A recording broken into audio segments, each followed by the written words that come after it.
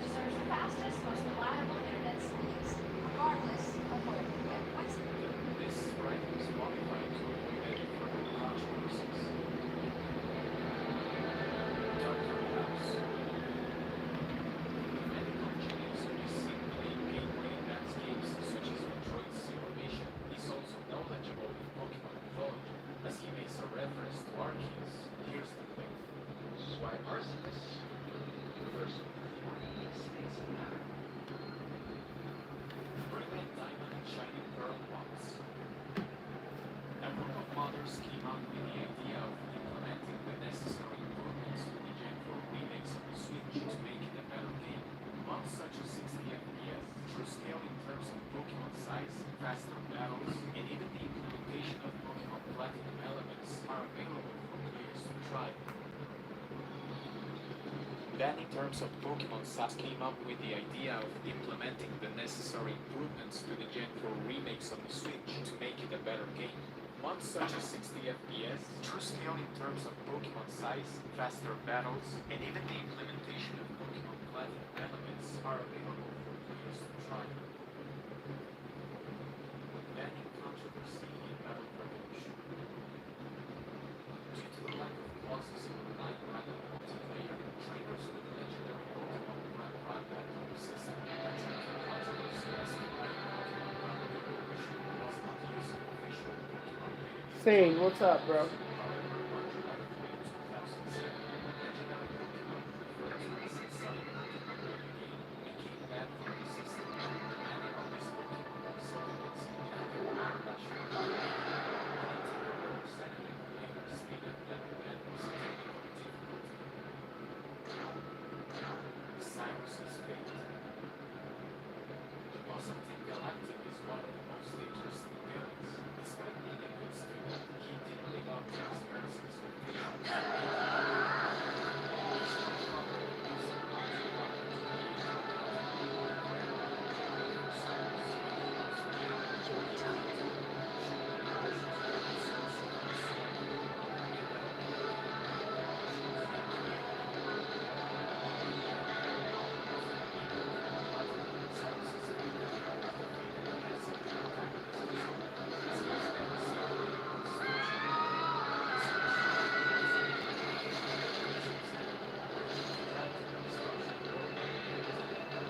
What's up, um, sale person name?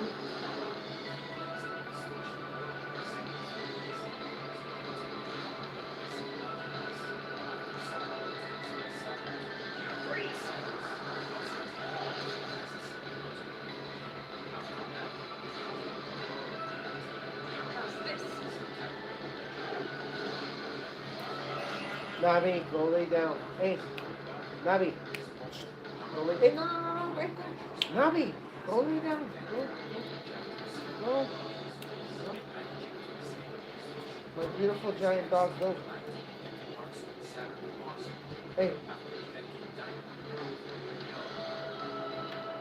She's trying to tell the cats what to do. What's up, Sane? I already said hi, but I think the other dude's saying hi in this language. I can't tell.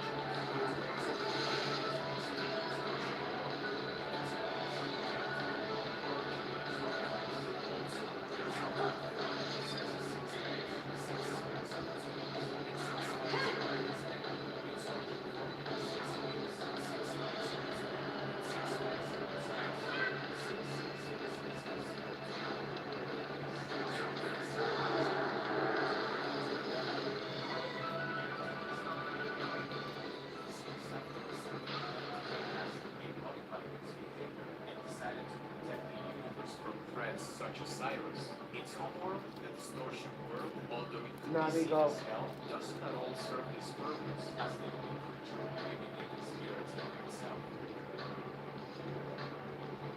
Do you love kids if you move your gang? Wow, these are loaded questions.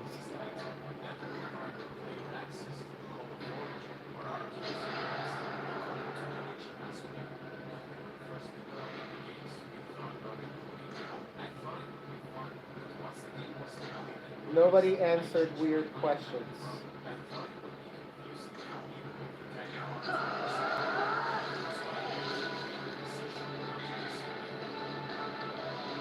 You moved.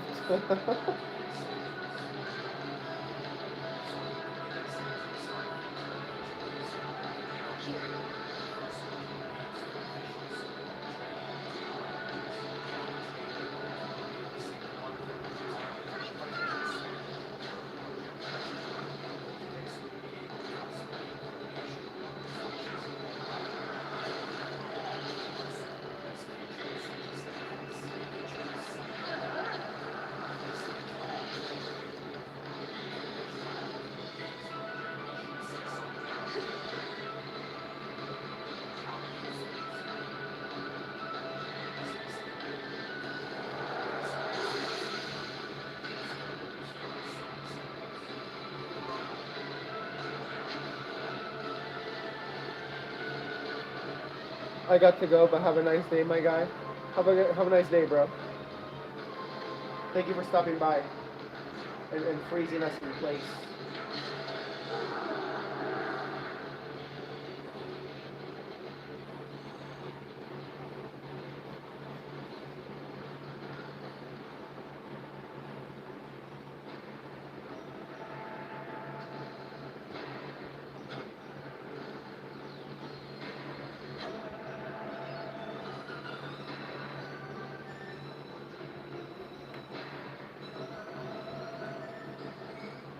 Hi, Anthony.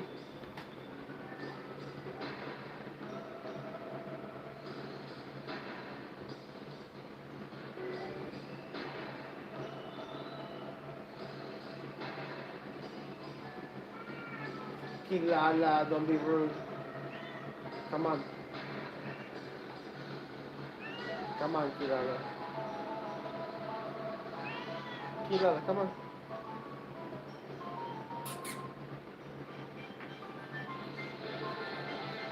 Come on, Kilala. Good, good.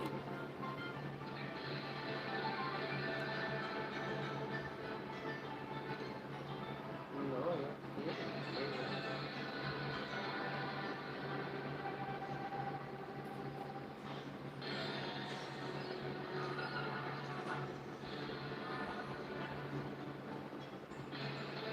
No, Kilala. You don't go nowhere. You're my kitty. Qué bonito.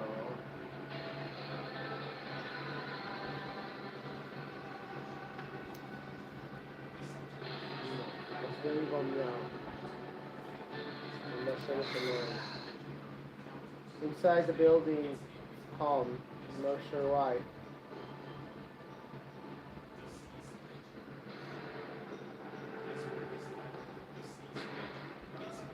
Hold up, I came back to subscribe. Thank you. Thank you for the sub, bro.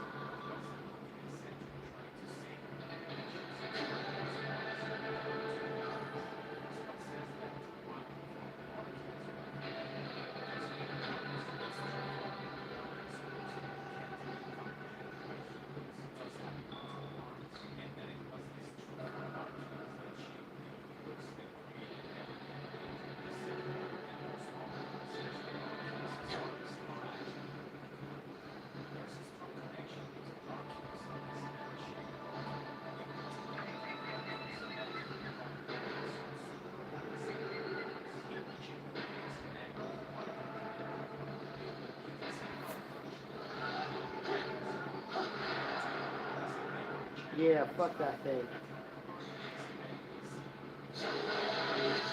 Okay, never mind. It's gonna be aggressive.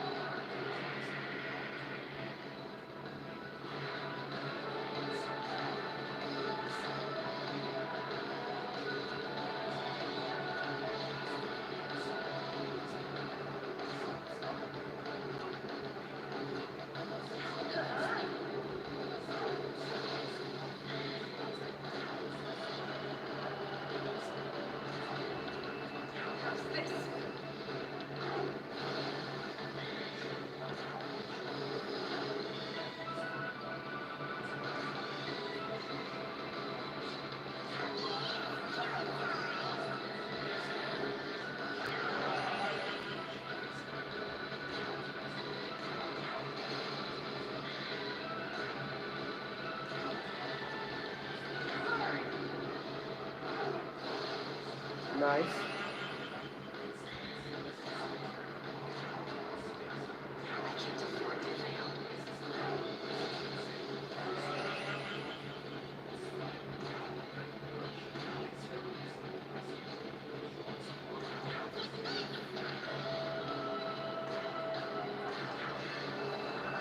Lala.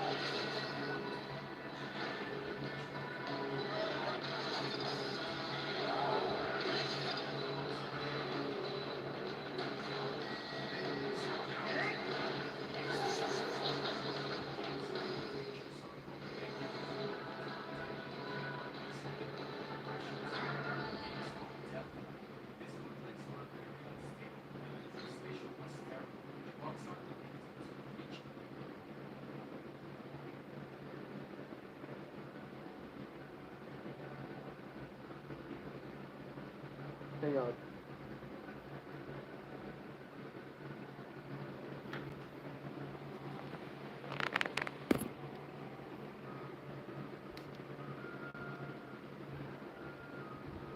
Creatures that didn't belong to either Pokemon or Telepath, one being Shishigami from Princess Mononoke, and another serpent-like being whose identity is unknown.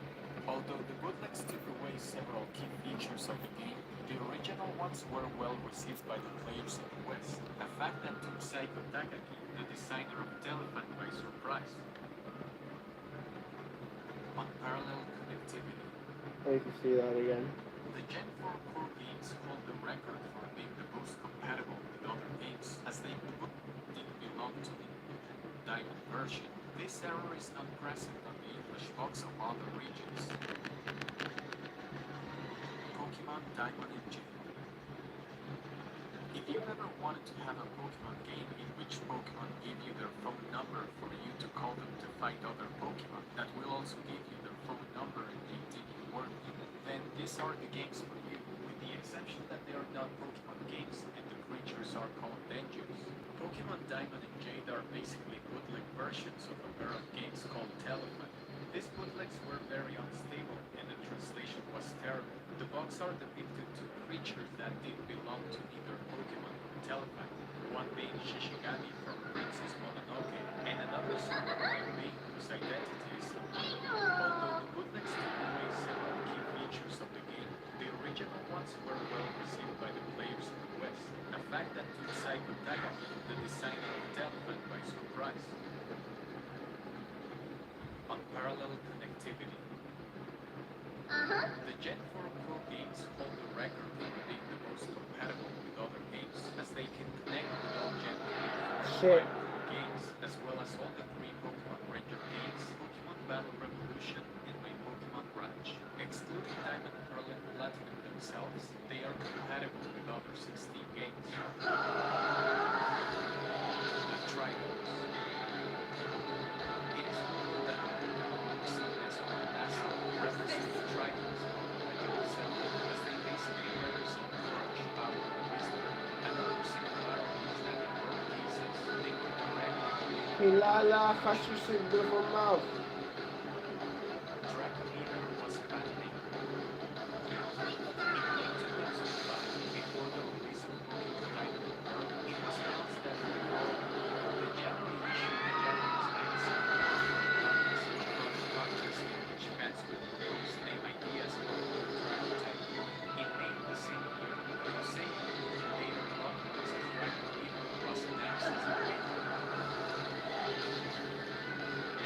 kilala. Shh. In source code leaks from 2020, certain dates have been found to be able to modify the encounter rates according to the found in the article on Hard Walking. I'm not sure if this applies to the released version or it was beta mechanics, but if you play the games on August 6th or 9th, you'll have a 10% increase in capture ratio. If you don't know what this means, there are rumors that Volvo Nagasaki production in 1995. The oldest Pokemon in existence. Not only do Generation 4's legends date back to the past, but to the very beginning of existence, the moment in which Arceus hatched from the cosmic egg.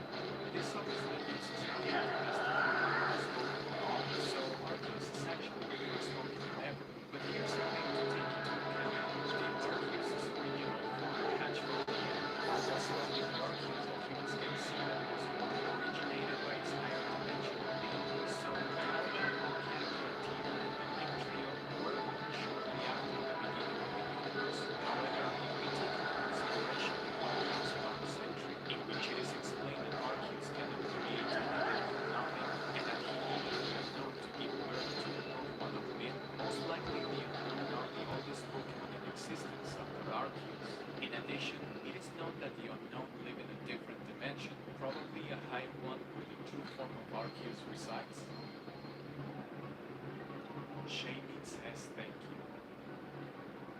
I'm not sure where this came from, but there's a popular belief that Shaymin's cry says thank you. It's slowed down and pitched down. I still cannot hear Kilala. anything resembling that, and no reliable source confirms it. My Pokemon is fight. A painter on Route 208 says the following. Let us create a scene, a fantastic tableau of battle.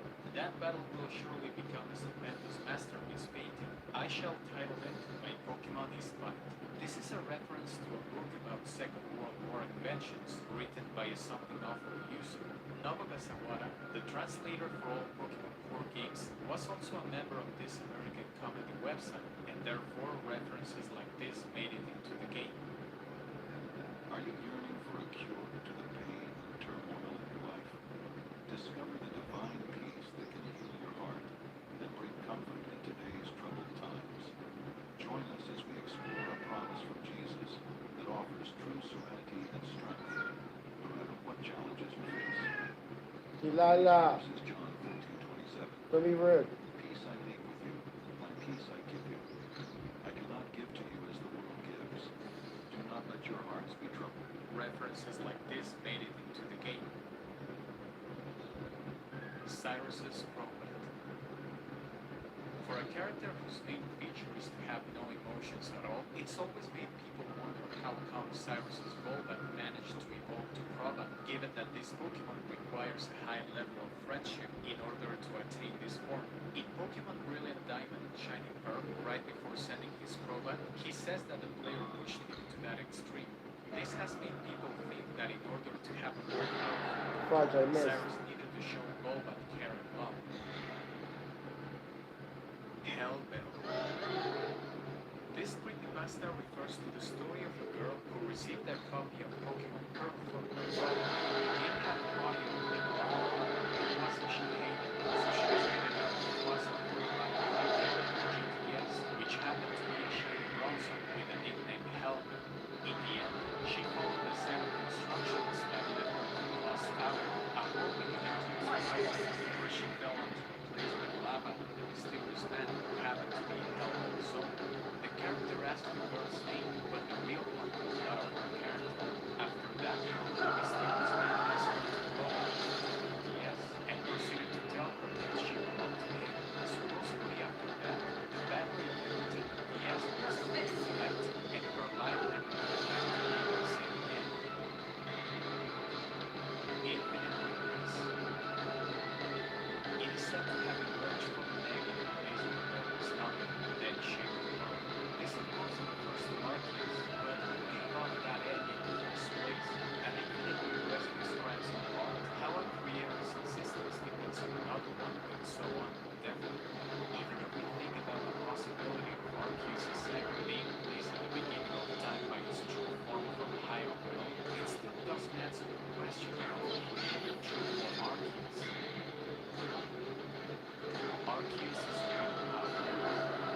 this.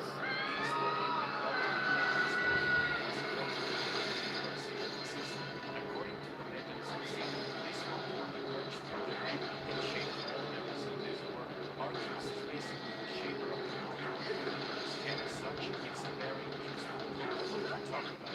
This Pokemon also has the power to split out into two, creating a visible self to exist outside its own dimension, which is also implied to be its physical form, being only a piece of its own being, while its true form is unknown and incomprehensible. Given that this Pokemon mentions that humans call it Arceus, it means that its real name is unknown. An interesting element is Arceus' golden cross-like wheel. This shape has also been seen in type Nova around its neck, as well as in the red chains that are used to restrain Arceus and Dialga's power. Taking this into account, this wheel can be seen as a symbol of restraint, an element to contain a higher power. Taking this into account, Arceus' power must be restrained by the wheel surrounding its body. This makes sense considering that the Pokemon we see is not its true form. If Arceus is the god of the Pokemon world, it would make sense for it to be the most powerful one in existence, even beyond Mega Evolved Pokemon. However, Pokemon like Mega Mewtwo X and Y or Mega Rayquaza surpass the god's power. This is most likely due to Arceus being in a restrained form. If Arceus is in a restrained form, Shit. I'm sure it would be an almost impossible force to reckon with. And maybe this is an explanation why a child is able to control Arceus, because it's not the complete one, just a piece of the original one.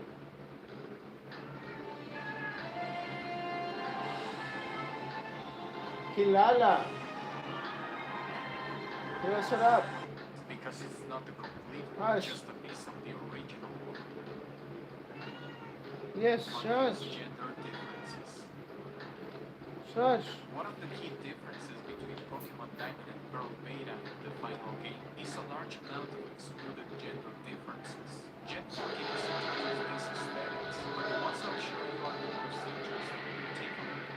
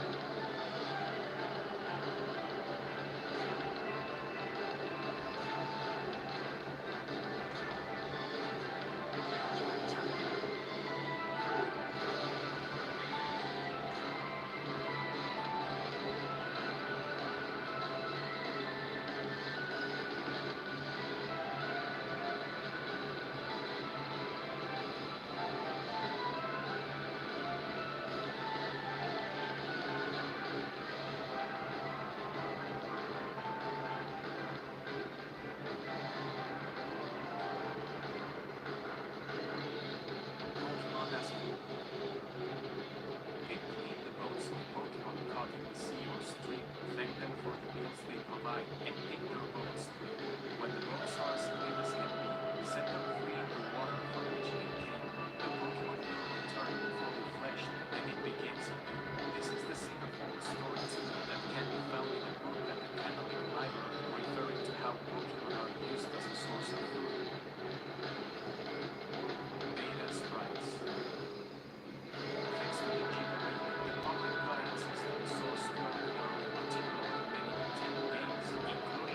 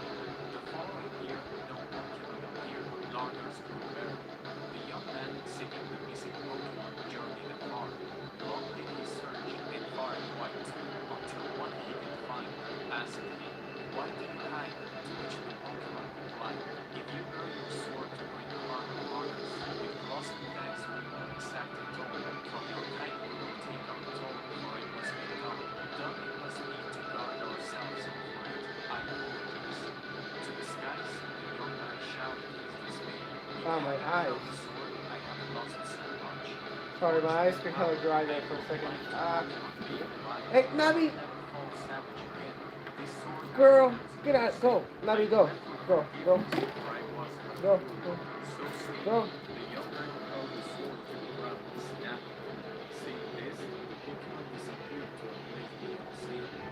My beautiful dog moved the camera. The Pokemon may possibly refer to Giratina, which in turn would explain why the myth refers to Maelstrom City, as it is the closest city to the Turnback Cave, and also because the Pokemon fled to a location beyond sight, which is possibly the distortion portal. What's up, Gray? May be used to explain why most people in the Pokemon world use Pokemon instead of manufactured weapons. It's your birthday. Happy birthday, Gray. Happy birthday, bro. Everyone, please tell Gray happy birthday. It's his birthday. If you liked it, please consider subscribing to the channel. Hang on, I'm gonna actually play something scary or something alien, spooky, ghost related now.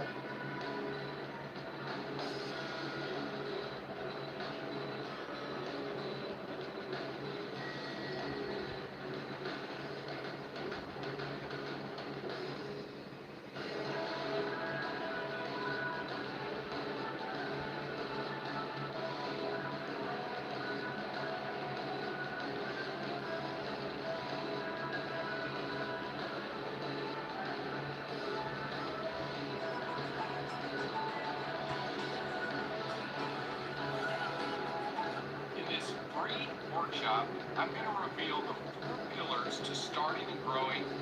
David Paulinus has had 20 years in law enforcement, 10 years specifically researching missing people in national parks, forests, and open spaces. He's now the director of the CAM Missing Project. In 2004, he formed the North America Bigfoot Search, where his investigative and analytical experiences were invaluable in researching Bigfoot Sasquatch sightings, encounters, and behavior, and has written a number of books and produced documentaries about his work. David, welcome back. Hey George, how you doing? Doing great. Looking forward to this discussion with you. You just wrote a new book about Washington. That's Bigfoot country, isn't it? Yes, it sure is. There's no doubt about that. Is there a tie-in? Well, I don't think so. Not with what I found, but there's a lot of people who believe so. So I'll let them have that. But I just, in my books about missing people, all starting with Missing 411, I try to lay out the facts, and I allow people to follow those and come to their own conclusions. Now, I've done 3 documentaries in the last 5 years, and each of them have gone to #1 in the world. Missing 411, Missing 411 The Hunted, and Missing 411 The UFO Connection. Now there, I talked about some things that just couldn't be Yes, ignored. Gray, you're back like Slim Shady. Did I just fucking A lot lose? of what I do about my investigative background on these missing people has led to the establishment of the Can-Am Missing Project Hi. YouTube page, 570,000 followers. I post every other day a missing person case. And I go through it and I talk about it. And after looking at probably 10,000 search and rescue reports in the last 14 years, I started to develop some things that I call profile points. And those are things that come up time and time again on these cases. Now, they don't apply to every missing person case, but these are sort of like profiling missing people rather than profiling a crime. To that end, one of the first points that I recognized after the first 100 cases I looked at was you bring canines to the Yes, scene happy there, birthday. and the canines can pick up the scent, or they walk down the trail 5 feet, come back and sit down at the handler's hands, and they didn't want to track. Another one is there's a weather event at the time the person disappears or at the time search and rescue shows up. Many of the times, if the people are found, they're found missing clothes and shoes. Most common time for a disappearance after looking at thousands of cases is 4 p.m. Many of the missing have a disability or an illness that You're welcome, isn't Gray. obvious, but comes up when you look into the investigation. If the victim is found, the majority can't remember how they went missing or how they got out of sight or even how they were found. Many of the victims are found in or adjacent to bodies of water, swamps, bogs, ponds, creeks, and rivers. And they're physically okay? Sometimes they're deceased. Sometimes they're sitting there and they don't know how they got there. tens. How many of the missing men disappeared on their own as opposed to being with one or two other people? It's called point of separation. And here's the example. Say you and a friend go out, you're going to go hunting for some deer. And you get to a point, you say, hey, you go this way, I'll go that way. When that point of separation happens, it seems like there's something that happens. And one of those people will either become sick, or one of them will disappear and maybe will be found, maybe won't be found. But it's very, very rare that two people go missing at the same time. It has happened, but those are some of the most obscure. How did Kilala. you come across this in the first place? I was working on some things in a national park, and two national park rangers came up to me. They started talking to me, and they walked away. That was the end of it. And then later on, I'm staying at a location in the park, and one of the rangers that walked up to me knocks on my door and says, hey, Dave, can I talk to you? I said, sure. He comes in, he's off duty, and he says, he and his friend have worked at several parks in their life. And during that time, they've worked several missing persons cases.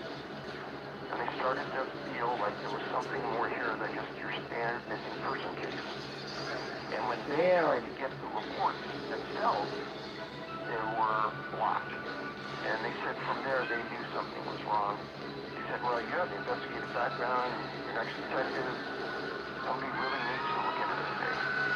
Well, I left the park, told a couple of buddies in law enforcement, I said, hey, check this park and see if there's many people missing from it. Came back and they said, oh yeah, there's a lot. And that's kind of how it all got started. And I started to apply some Freedom of Information Act requests against the National Park Service, and they threw every block in front of me for me not to get the information or to obfuscate me in some way or another. Did you find that strange? Not only strange, George, it's illegal. I mean, according to the Freedom of Information Uh-oh. Act, they have to give up these documents.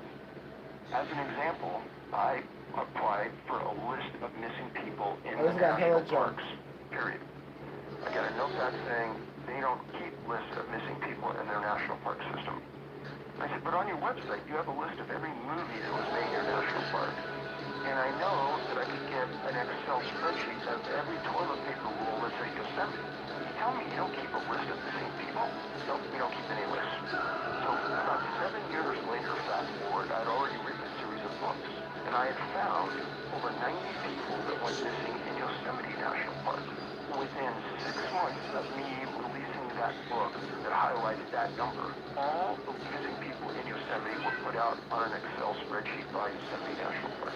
Now, in your book that just came out, Missing 411 Washington, you deal with the story of Kenneth Arnold, who spotted UFOs for the first time over Mount Rainier in 1947.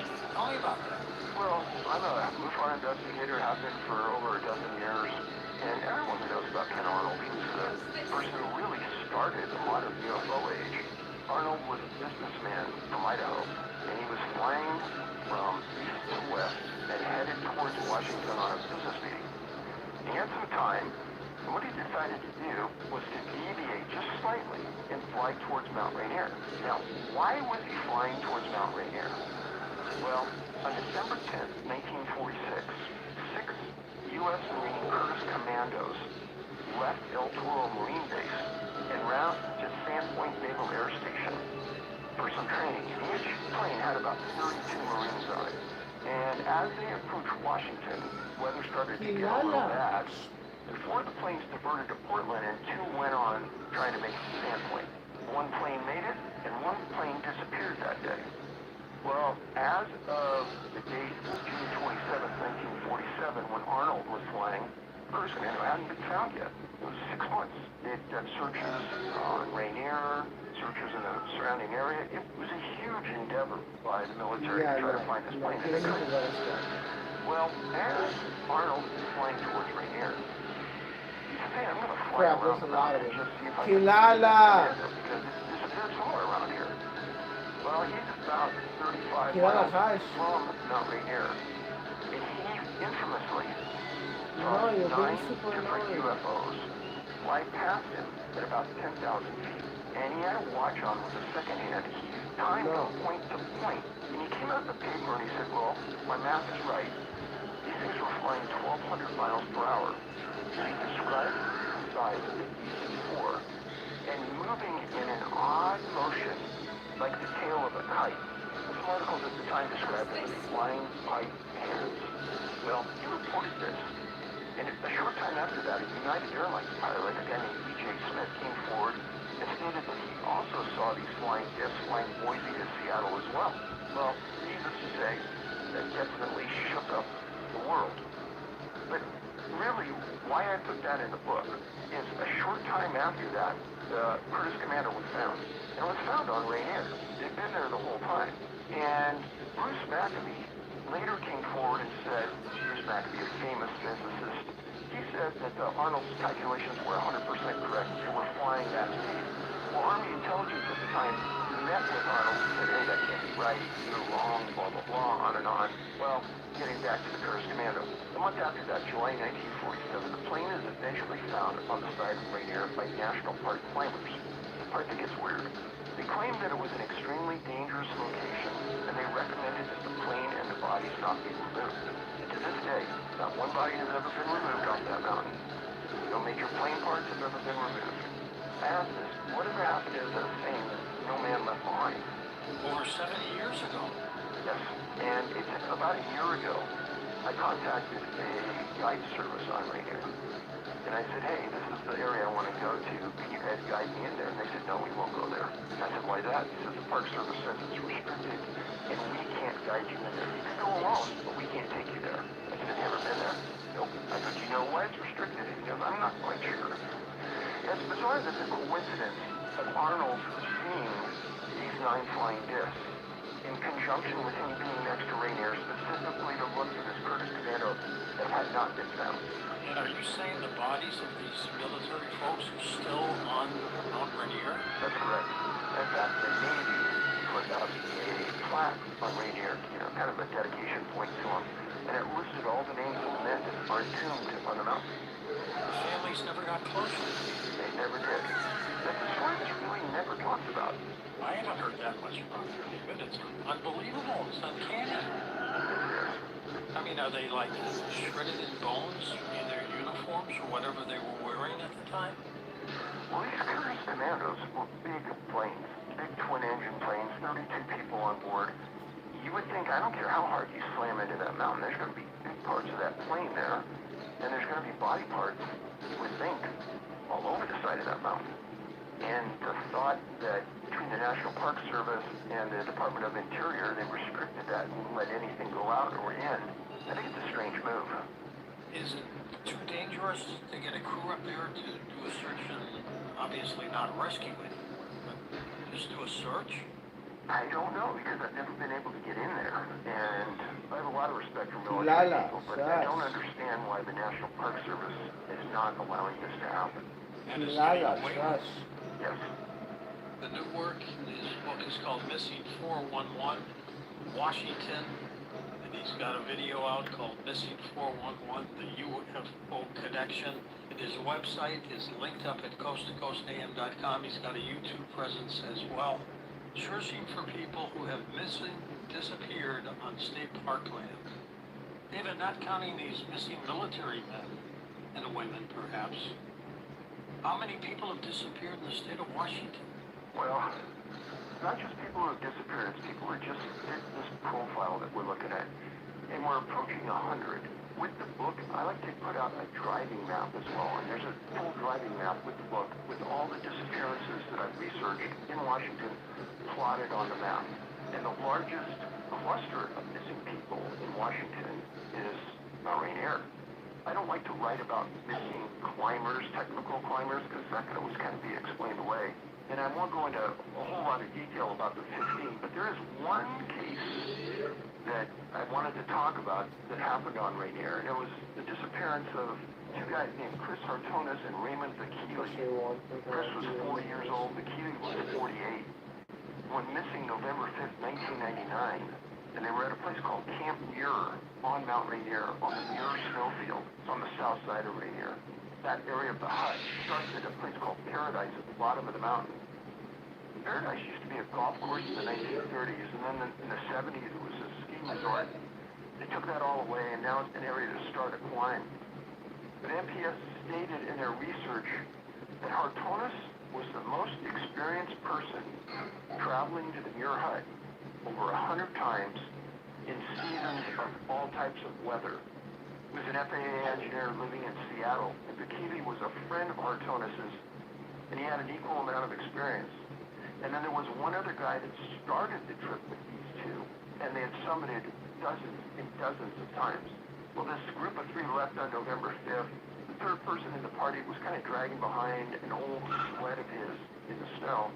Got tired real quick, and he decided, hey, I'm just going to go back to the car and meet you guys later when you're done. And again, that's that point of separation I told you about earlier. Kilala. The pair, Hartonus and Bikili, were seen ascending a location called Panorama Point by one of their friends. No. That's the last time they were ever seen. Now, a lot of people would just sign this off and say, oh, you know, Dave, no big deal, it's just a couple of guys. But the statements that NPS made, National Park Service, is what really keyed me on this case.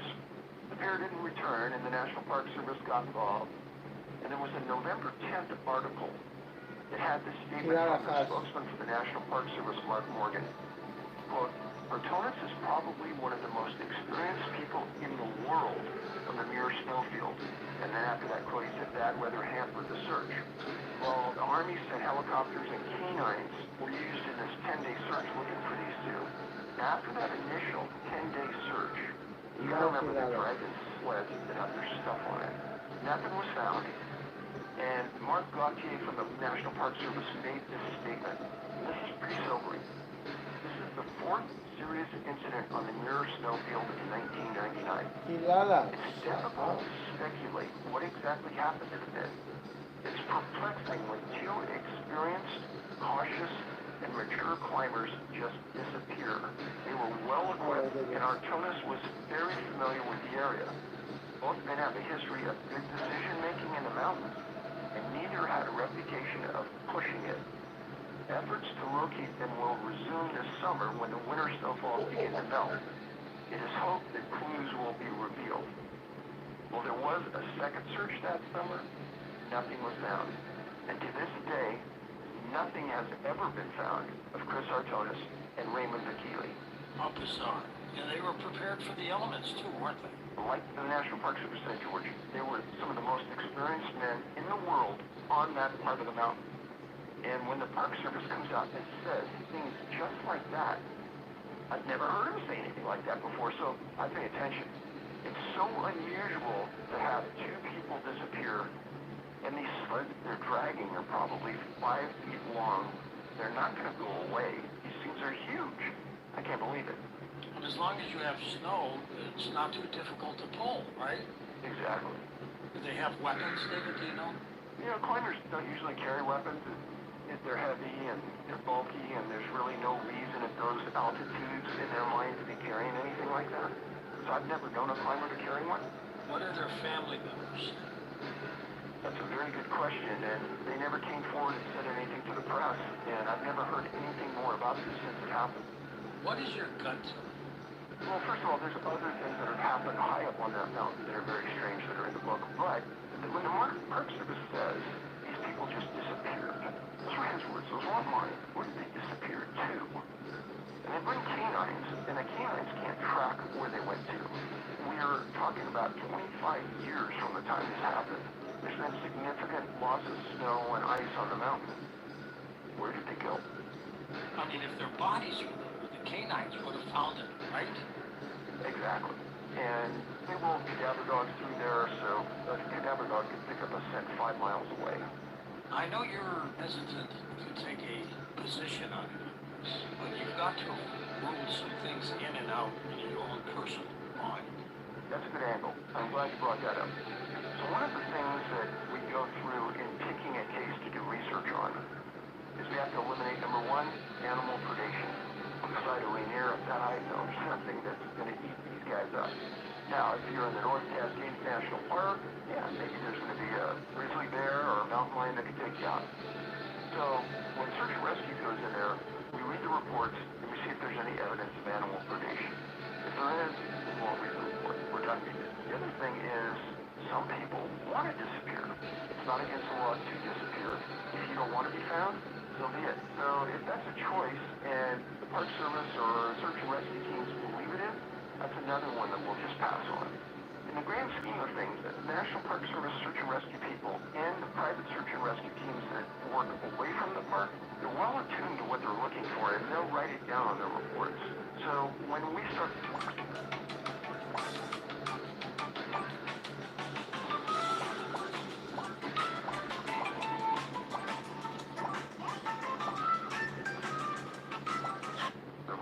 Oh, that's so not when we scary. start looking at a case, first thing I'm looking for is how did the canines react when they were put on the scent. It's all over the country, isn't it? It's not just Washington. Well, we put out a map of the United States and southern Canada, and there's 64 Alexa, clusters of missing people. set a timer for throughout the United 8:30. States. There's a swath down the middle of the U.S. north to south, where on that map there's something anybody missing. In Missing 411, the UFO Connection, in the documentary we did, we had a call one time from a guy who worked for the government. He said, Dave, please look at this. Look at the Ogallala Aquifer, and you're going to see that the aquifer almost lays perfectly over your area. I did, and son of a gun, it does. And one of the things that we work on when we're working these missing persons cases is keep an eye on water, because in almost every one of these cases, water plays into it somehow. In the UFO Connection, there's a story in there in the movie about a guy in Wyoming who's a farmer. He was dying out there because he didn't have any water. And he had a couple people come out and try to drill for him. Couldn't find any. And he said that some UFOs flew over his land and landed there. Two aliens walked over to him and pointed to a place in the ground and told him to drill there. A lot of people didn't believe this, but when I came out with this story, a guy from Los Angeles, who's part of a film crew for the local news, went there, and he has footage when they were there interviewing this guy of UFOs in the sky above the property when they were there. The guy wants land, tries to get some people to come out and drill. They said, hey, there's no water there. We've already drilled once. We're not going to steal your money and drill again. He buys an old armed tank. And he does this makeshift drill, and he drills on the spot, and he hits a huge gusher of blood. Nobody can believe it. Now here's the thing, that even the person who told me about the Ogallala Aquifer did not know. That guy hit an arm of the aquifer going into Wyoming. So aquifers have these arms that come off of them underground. One of these arms from the aquifer extended into Wyoming, and this guy hit an arm of the Ogallala Aquifer. And how strange is that? Why would aliens want him to drill there and even have access to water?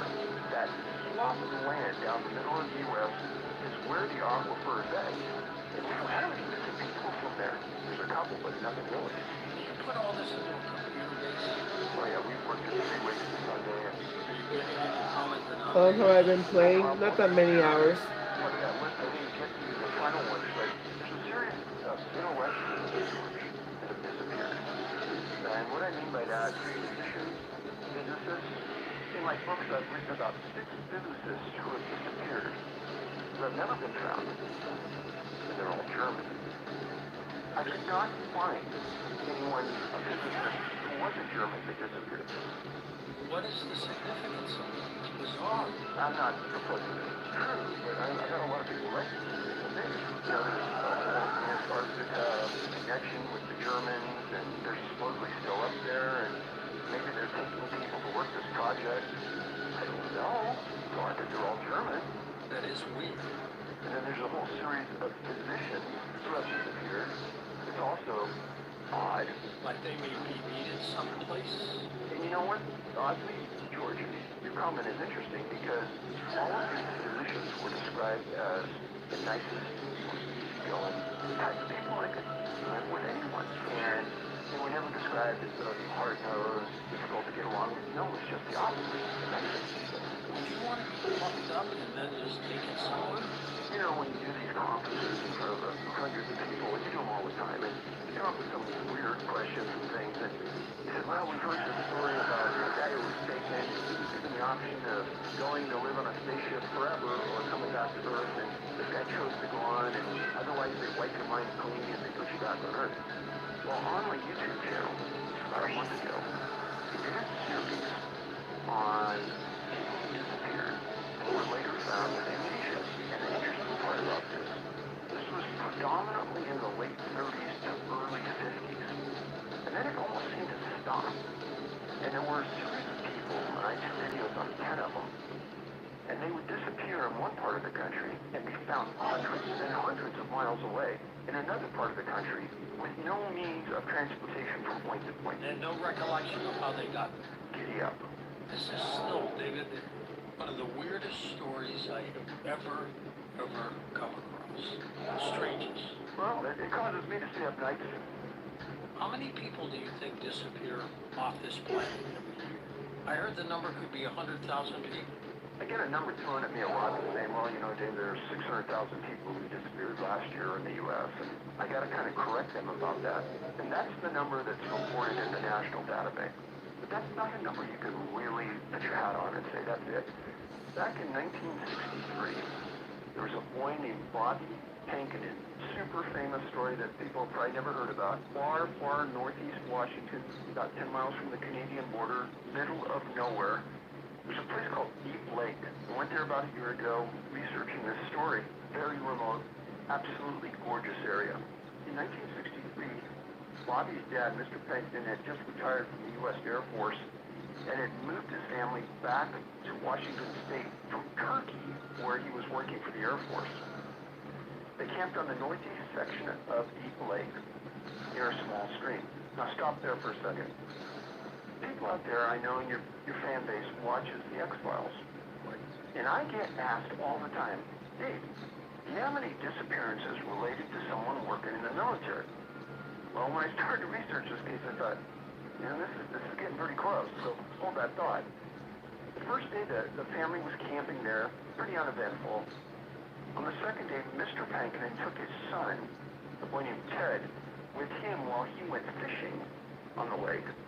And Mrs. Pankinen took her two younger boys, Bobby, who was 4, Jimmy, who was 6, and then one other boy, a son named Billy, 10, on a hike up the mountain to a waterfall that some people had told them about. And they had to go down this very old, rickety, rock-filled piece of garbage, logging road, to get to this waterfall. Well, Bobby wasn't wearing any shoes, and he was kind of tagging along slowly. See you later, Gray. He was just wearing a swimsuit.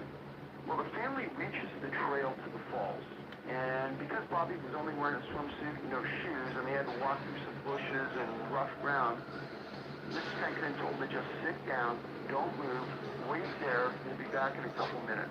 Well, plenty of separation. The family walks 10 to 15 feet into the falls through these bushes. Bobby sat on this road.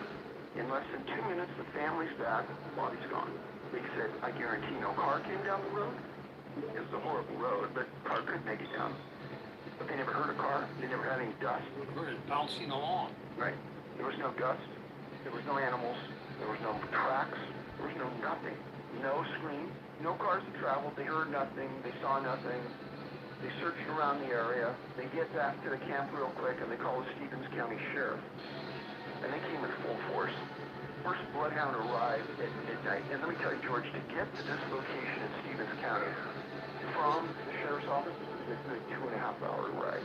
But they did come full force. In the newspaper in the county seat, I went there, talked to the people. They gave me everything they had. And they had pictures of the search site, of the deputy sheriffs working it.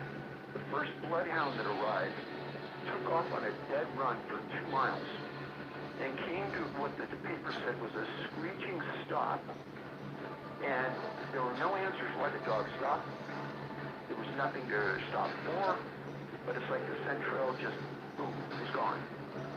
On August 6th, the Stevens County the sheriff's name is Dutch Holter, held a press conference and admitted that he could not understand this disappearance.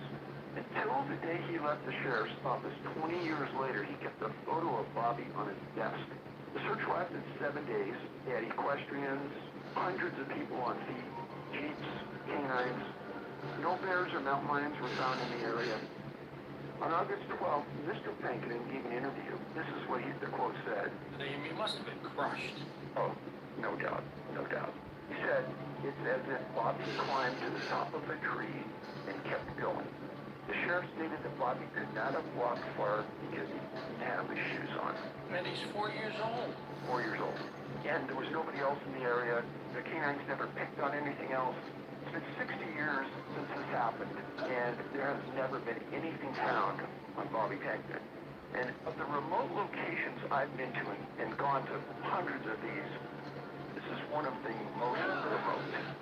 Because when you look on a map, the Canadian border's 10 miles north, and for a good 12 miles going east, there's nothing. It's just deep forest as you go that way.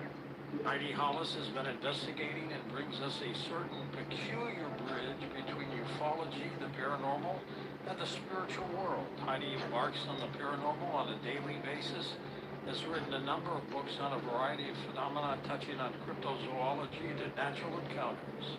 Archived episodes of Heidi's podcast, Dark Becomes Light, can be found on the Coast to Coast AM Paranormal Podcast Network. And as I mentioned, she's the one who coined the phrase shadow person. Heidi, how did you do that?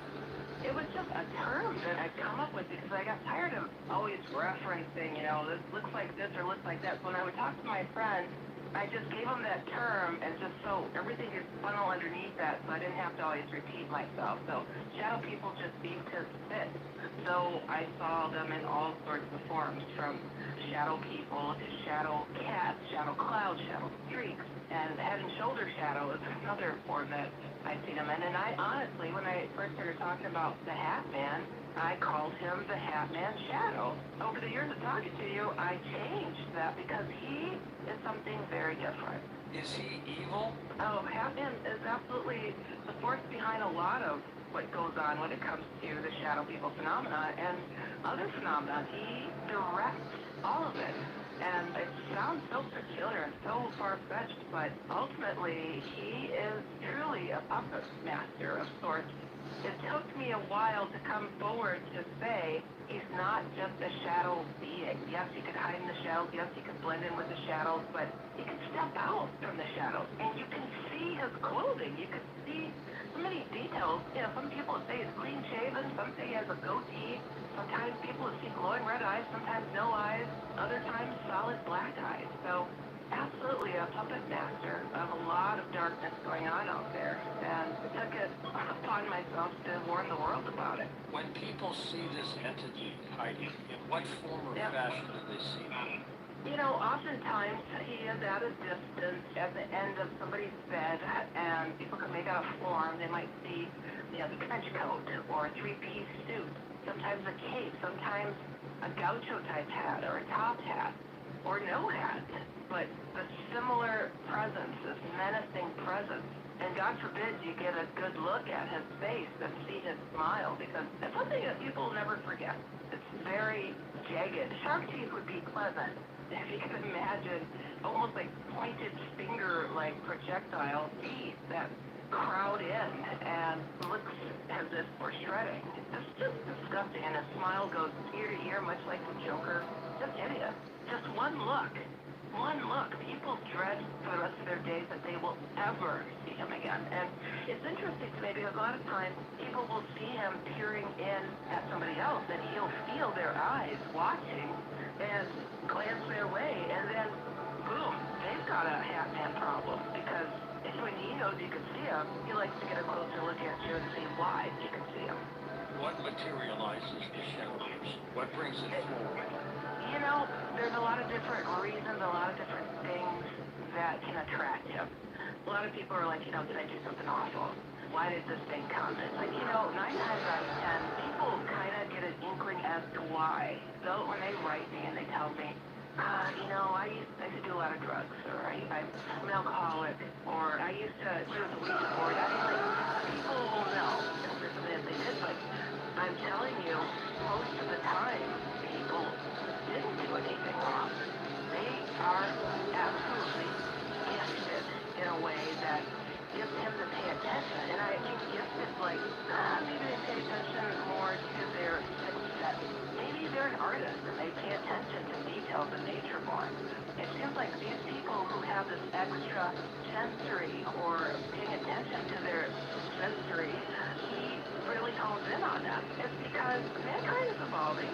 We have different abilities, and there's some of us that are a little bit more keen to our abilities, and he does not want to see mankind evolve. And if we can warn the next person, watch out, there's something on your shoulder, and it looks like a shadow being, or a negative alien being, or something along those lines, he wants to stomp out your potential to grow into who you were meant to be, and what mankind could really turn out to be. Ivy, has it ever hurt anybody? I'm telling you, people are hesitant to say some of the worst details. Of course, shadow people creeping up on you in the middle of the night, I'm sure it caused more than one person to go into a cardiac arrest. Unfortunately, a lot of people have been frightened into seizures. Sometimes they've been attacked physically, choked, scratched, beat up. And I'm talking about shadow people from Afghan and especially violated. There's a lot that takes place, and similar patterns happen with negative alien beings, which is where's the connecting factor between shadow people, Afghan, and alien beings. They have a similar MO where they like to paralyze you, and then go, oh, I got you now, you're paralyzed, you can't do anything about it, and inflict horrible nightmares or visions. It makes a person feel absolutely vulnerable and put them in the worst case scenario. And shadow people, Afghans, being right alongside of abducting type alien beings like the Greys, but also other terrific things like the Grim Reaper looking beings, the hooded looking alien beings that have the glowing little round red eyes.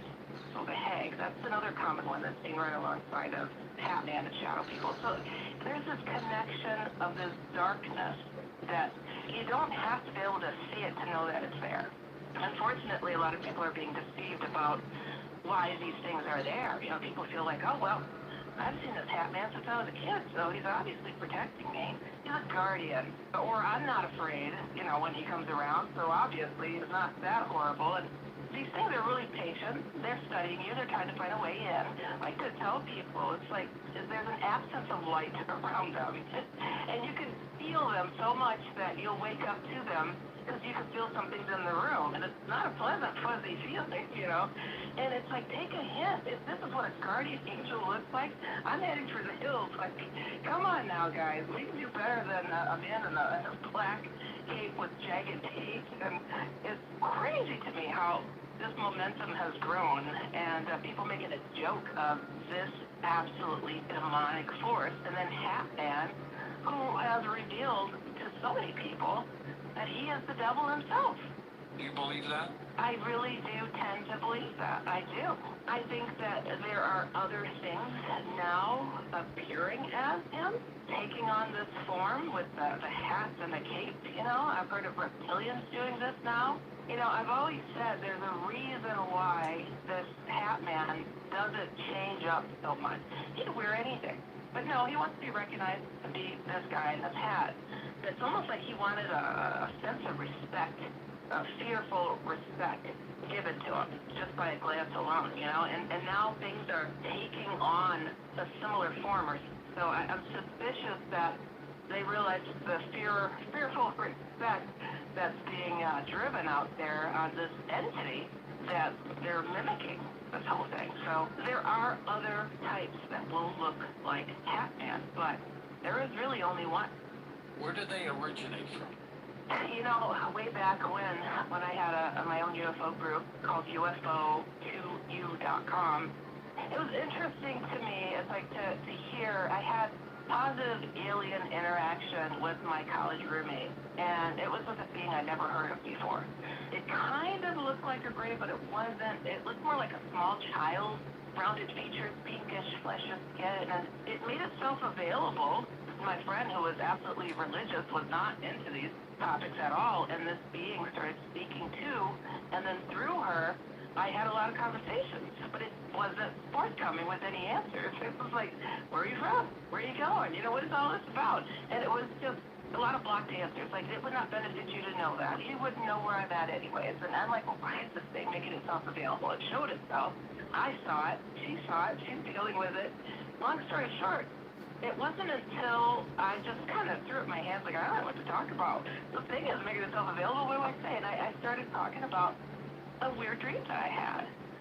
And it was about the moon being brought close to the planet. It looked like it was going to crash against the planet, but a UFO showed up and steered it off course. And I just shared the dream to this being, and it said, well, the darkness in your planet was pulling the moon towards it, and we showed up and steered the moon away. You call the dark force shadow people. We call them shadows. And essentially revealed that this just happens to be the next planet in line that this dark force is taking over. It's not the first planet that this has happened to. Could they be ghostly apparitions? Interdimensional. Absolutely interdimensional. So, do they affect ghosts? Oh yes, absolutely. They have a lot of control over that. Can they affect other alien beings? That is a big portion of what I wrote about in my first book called The Secret War, about these alien beings being essentially possessed. If you can imagine an alien has a soul, imagine them having this vulnerability of being possessed by a dark force. This shadow being force, the shadows, as these other alien beings would call them. It's so strange because I remember back in the day when people would talk about Ashtar Command or something, and this, intergalactic force of beings out there that are